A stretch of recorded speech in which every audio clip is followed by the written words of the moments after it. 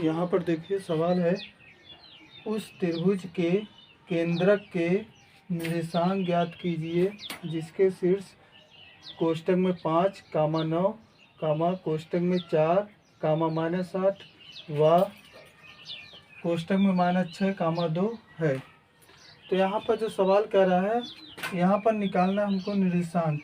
तो निर्देशांक निकालना, यहाँ पर जो मान दिया गया है, ये जो पहला मान होता है वो x1 का होता है और दूसरा वाला x2 का होता है और यहाँ पर x3 का होता है। और जो यहाँ पर होता है वो y1 का मान होता है, ये y2 का मान होता है और ये y3 का मान होता है। अब यहाँ पर जो सूत्र अप्लाई करेंगे वो होता है x बराबर x1 plus x2 plus x3 बटे में 3 होता है। अब यहाँ पर मान को रख देते हैं। यहाँ पर x1 लिखा है तो x1 का मान है 5, तो यहाँ पर इसकी जगह हम 5 को रख देते हैं। फिर आगे बढ़ते हैं तो प्लस का निशान आता है, प्लस लगा देते हैं। फिर यहाँ पर x2 दिया है, x2 का मान है 4, तो यहाँ पर 4 को रख देते हैं। फिर आगे बढ़ते हैं प्लस, तो यहाँ पर प्लस लगा देते हैं। यहाँ पर x3 दिया है, x3 का मान यहाँ पर लिखा गया है -6, तो माइनस होने के कारण इसको कोष्ठक में रख देते हैं बटे में।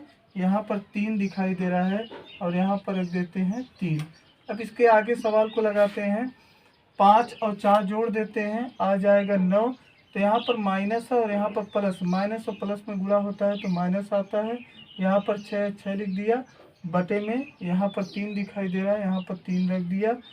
फिर आगे बढ़ते हैं, 9 में से 6 को घटा देंगे, आ जाएगा 3, यहाँ पर 3 है, यहाँ पर 3 लिख देंगे, 3 से 3 कट गया बराबर 1।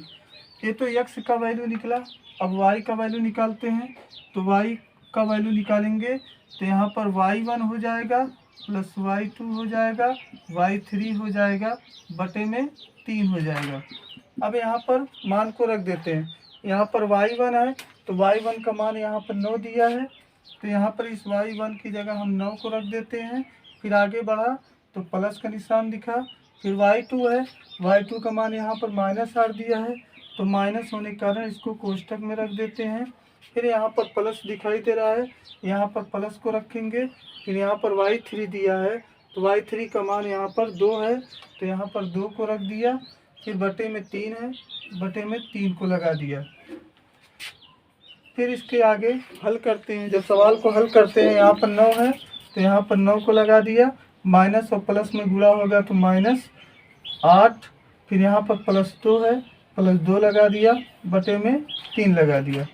फिर यहाँ आगे देखते हैं, 9 में से 8 को घटा देते हैं या 9 को 2 को जोड़ देते हैं, क्योंकि ये 9 भी प्लस में है और 2 भी प्लस में है। 9 और 2 हो जाएगा 11, बचेगा -8, -8 को लगा दिया।